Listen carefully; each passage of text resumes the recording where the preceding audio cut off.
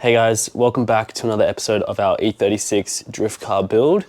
Going to be installing some coilovers and a budget angle kit in this episode, so stay tuned. So the coilovers we're going to be installing is just the maxpeedingrod coilovers just off eBay, and we've got a Alibaba special angle kit.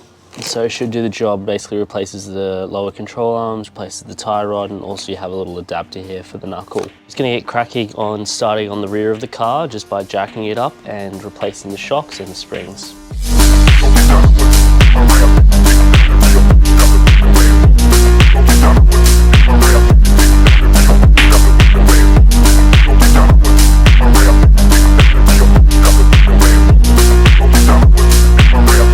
Alright, so we've got the rear on stands. Now we're just going to undo the bolt of the shock. That'll drop the knuckle a bit more and we should be able to get the spring out. So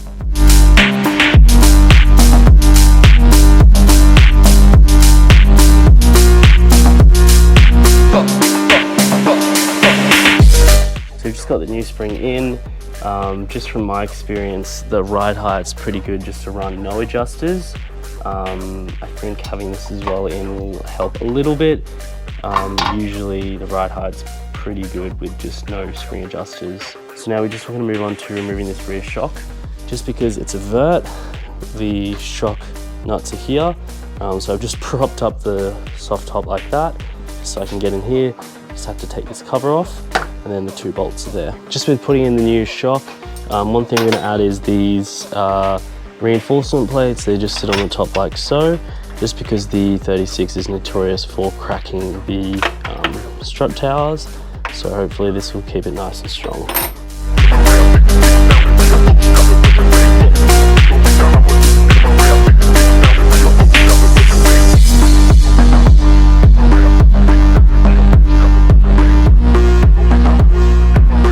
So just jacked up the knuckle. We've bolted the shock up just temporarily, and we've also popped the spring in there. Just a good little trick is just to undo the sway bar and just drop it down.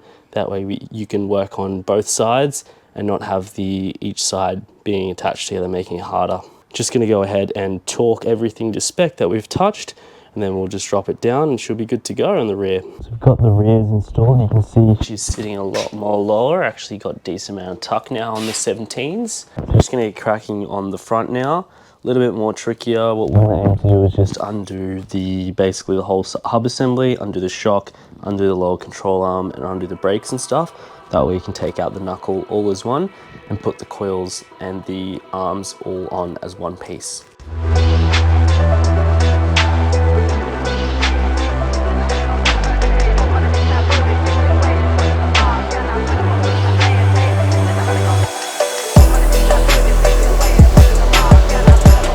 So like I mentioned before, we're going to be replacing the entire lower control arm and outer tie rod. So basically, first step is going to be to take the brake caliper off and the brake rotor off, as well as this tie rod, and then we'll look at getting that outer ball joint off. We'll also have to disconnect the rear sway bar here.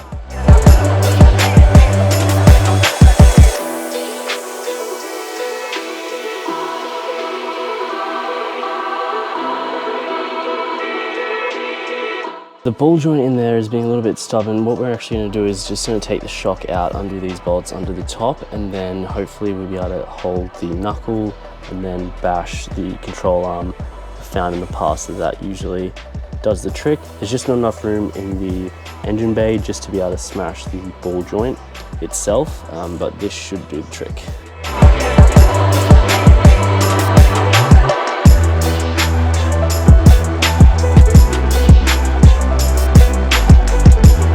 Now I've found the best way to get this one out is just once you get the control arm and hub off, is just hold it like this and give her a hit.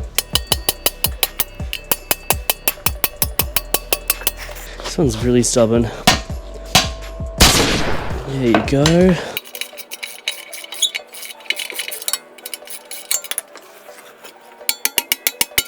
She's out. But yeah, I pretty much expected that you're going to destroy the nuts, so it is what it is. So here's the difference in arms. You're looking at about plus 60 millimeters. The kit also comes with a new lollipop bushing.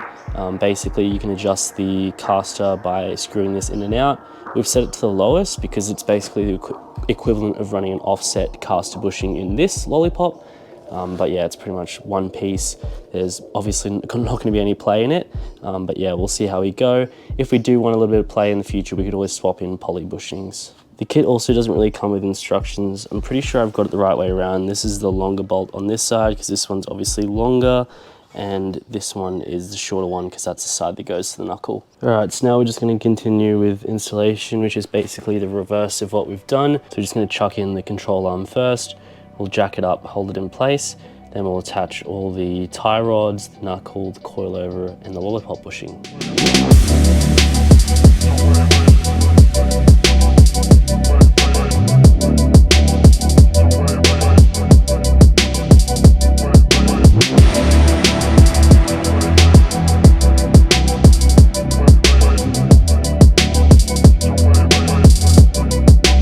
Sweet, now I'm just going to pop the tie rods back in, then we'll start tightening up everything around the suspension and see how it's sitting.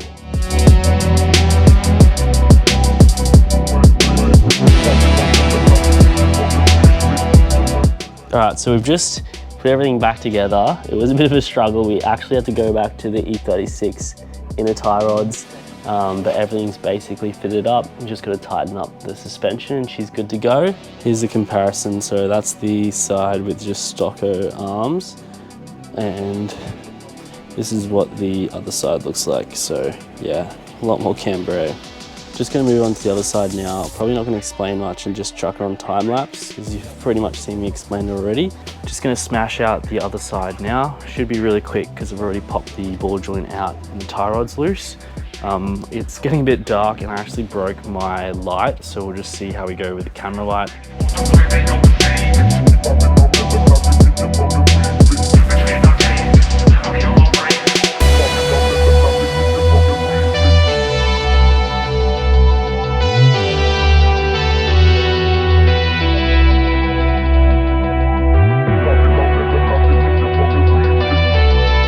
So unfortunately I had my camera on time-lapse mode while I was explaining where the bolts were, so I'll do my best just to explain it with a few photos. So the longer bolt that has a really large tape bar, that goes on the subframe end. There's a washer and a nut that goes on the top.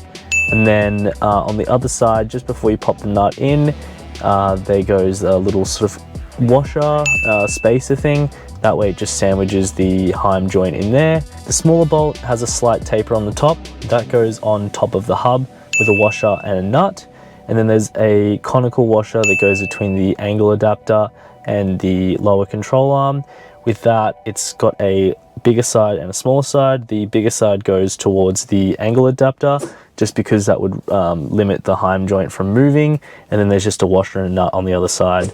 The bolt that has like 3 washers on it, that just goes to where the tie rod would usually attach to on the knuckle. And then there's a black steel washer that just goes between the angle adapter and the hub. That way it just sandwiches it in there. And then the smaller bolt that has the weird washer thing that has 2 prongs on it, that is your Ackerman adjustment. So that just goes to where the tie rod attaches to the knuckle adapter.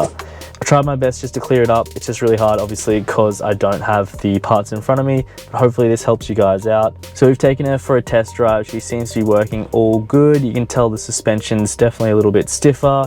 The car's a lot lower now, and the steering has a lot more lock.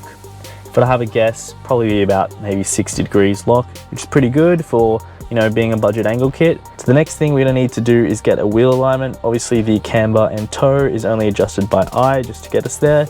Car is definitely not driving 100%, so we'll need to get a wheel alignment before we can do anything further on the car. The next video is going to be testing out the car at its first drift event. I'm really keen to see how the car drives. Obviously we've put in so much work to get it where it is today, so I'm really keen to test it out, see if it's all worth it. So make sure you guys get subscribed. While you're there, chuck the video a like. It's literally free, helps the channel out so much. So thanks guys so much for doing that. I'm also going to drop my socials in the description below, so make sure you follow me on those so you can stay up to date with the builds. I usually update those more regularly than my YouTube. So yeah, super keen to see how the car's going to perform its first drift event. So we'll catch you on the next one. Cheers.